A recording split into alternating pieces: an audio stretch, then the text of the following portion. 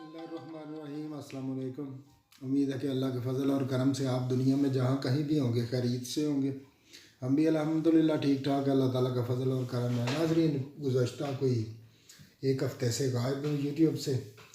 तो इसकी वजह ये थी कि मैंने आपको शायद बताया था कि मेरा एक्सीडेंट हुआ वो गाड़ी का, तो उसके बदले में गाड़ी भी मिली, लेकिन थोड़ा सा मसाइल बन गए। एक जो ना चाहते हुए भी कोई ऐसा प्रॉब्लम आ गया इसके बीच में जो कि तकलीफ़ दे था, तो उसकी वजह से फिर मैं थोड़ा सा पीछे हो गया। ये नहीं कि मेरा डिप्रेशन या कि वो इस तरह के, हालांकि मुझे कभी टेंशन वगैरह मैंने नहीं ली। इन बंदे टेंशन लेते हैं पैसों की, पैसे ना भी हो तो क्या है, ज़िंदगी इंसान की तंदरुस्ती हो तो क्या, इससे बढ़ के क्या है।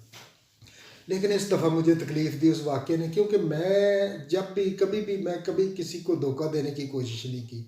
सीधा चलता हूँ, सीधी बात करता हूँ। तो मैं हर वक्त ये सोचता हूँ कि मैंने इसके साथ सीधी बात की है, ये भी हमसे सीधी बात करेगा, और इसका रिस्पॉन्स जैसे कि मैं इसको कर रहा हूँ या कि मैं इसको एक इज़्ज़त दे रहा हूँ इससे, वैसे ही मुझे ये भी वापस देगा। लेकिन जब इसके मुतरादफ़ कोई बंदा चलता है तो आप डिसहार्ट हो जाते हैं। तो ये कुछ थोड़ा सा मामला मेरे साथ हो गया। मैं आपको इंशाअल्लाह पूरा वीलॉग उसके बारे में कभी आने वाला या उससे आगे मैं एक आधे हफ्ते में ज़रूर शेयर करूँगा, क्योंकि जो लोग यहाँ पर रहते हैं, हाँ मसाइल वो हैं, मेरे पाकिस्तान में भी हैं, मुझे पता है, उस चीज़ का इल्म है। तो यहाँ पर भी जो दोस्त रहते हैं वो सबको फ़ायदा होगा उससे। लेकिन बहुत सारे दोस्तों को यकीनन पता होगा कार एक्सीडेंट के बाद क्या होता है या कैसा होता है, लेकिन मैं अपनी कहानी ज़रूर बयान करूँगा आपके साथ।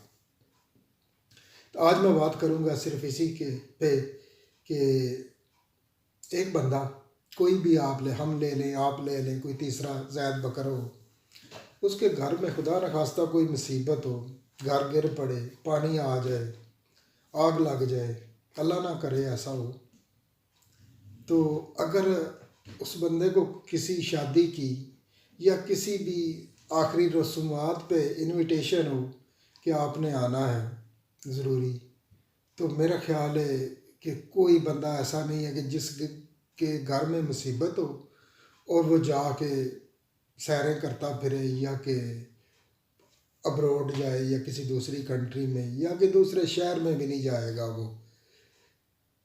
तो आप देख लीजिए कि मुल्क सारा डूब रहा है और भूख से लोग मर रहे हैं। और दादू के लोगों की कहानी मैंने आपको गुज़श्ता वीडियो में मैंने शेयर की आपसे, कि लोग बताते हैं कि जब उनके साथ हैंड शेक करते हैं जाके तो उनके हाथ कांपते हैं। तो एक जो एंकर पर्सन वो कह रहे थे उनसे कि बाबा जी को एक बैग बड़ा जो है उठाया, दिया उनको सामान का, ये राशन का, बाबा जी उठा लोगे? तो बहुत कमज़ोर थे बाबा जी। बाबा जी कहने लगे हाँ उठा लूँगा ना, क्यों नहीं उठाऊँगा, भूखा हूँ ना। यानी कि भूखे का, यानी कि ये नहीं कहा कि मैं बुज़ुर्ग हूँ या मैं हिम्मत मेरे में है, मैं ताकतवर हूँ, मैं उठा लूँगा, नहीं, उन्होंने कहा मैं भूखा हूँ, मैं उठा लूँगा। यानी कि कोई भी जो मुसीबत ज़दा या भूखा है ना, उस पे जितना भी बोझ डाल दो वो उठा लेगा अपनी ज़रूरत पेट भरने के लिए।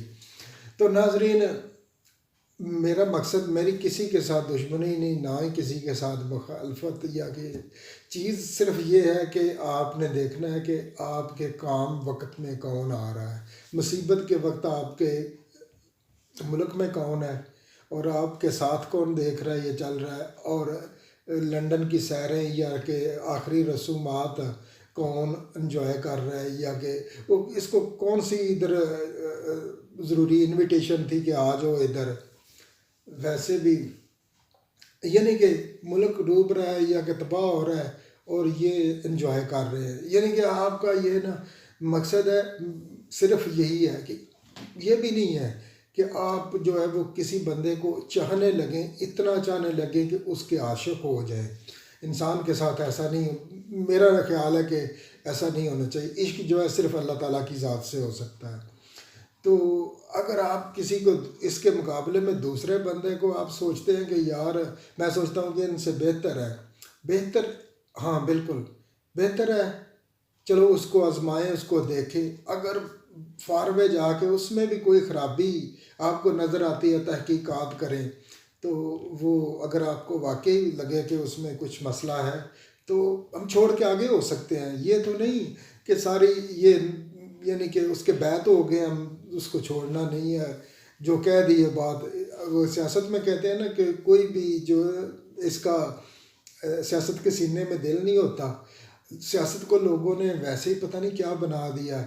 کوئی بھی جو فراڈ کرتا ہے نا، جھوٹ مارتا ہے، بولتا ہے، یا کہ کوئی ٹرک کرتا ہے، یا کہ کہہ لیجئے کہ اوور پلے کرتا ہے، تو اس کو کہتے ہیں کہ دیکھا میری سیاست.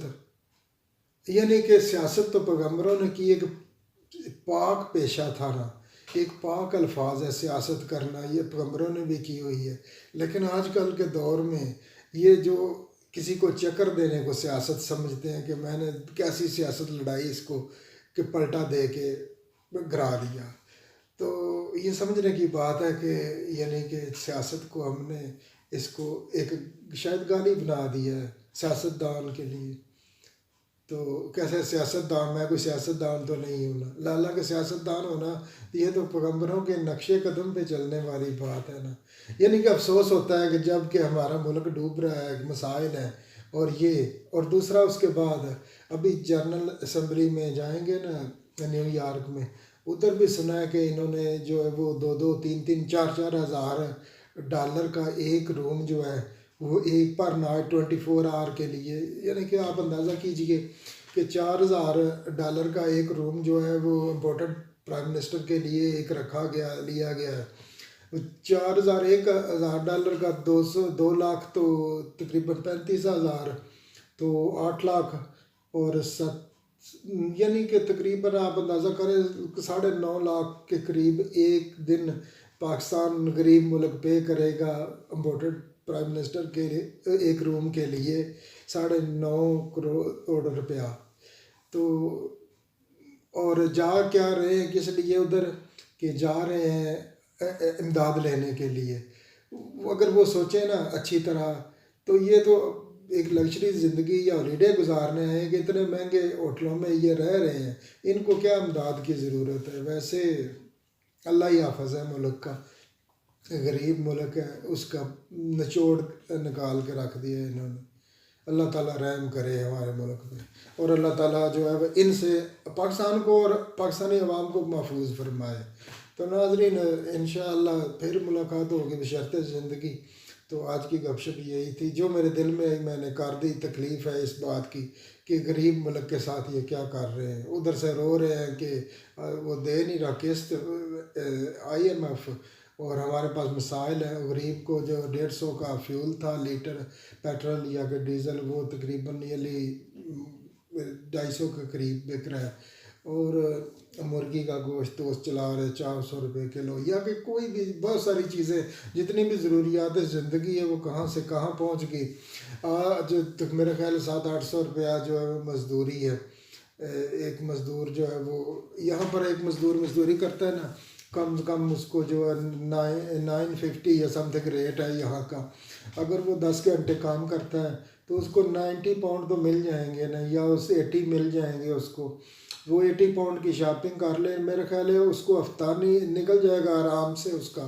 چلو ہفتانہ نکلا، 5-4 دن تو ضرور نکل جائیں گے. اتنی بھی ٹھیک ہے، مہنگائی ہوگی یہاں پر بھی، لیکن یہ تو کوئی بات نہیں کہ اس کا ایک 90 پاؤنڈ سے ہفتے کا راشن نہ آئے. اور وہاں پر کیا اندازہ کر لیں، ایک بندہ 1,000 روپیہ کما رہا ہے، وہ 1 کلو چکن اور 1 لیٹر کوکنگ آئل خریدے گا. اور ہرا دھنیا ٹماٹر ویسے بھی 400 کلو ہو گئے، اور آنین جو ہے وہ بھی تقریباً اسی ریٹ پہ ہے. تو وہ تو یعنی کہ ایک ٹائم پہ ایک شام کا کھانا ہوا اس کا. اللہ تعالیٰ ان سے ملک کو محفوظ فرمائے. آمین. جزاک اللہ خیر. انشاءاللہ پھر ملاقات.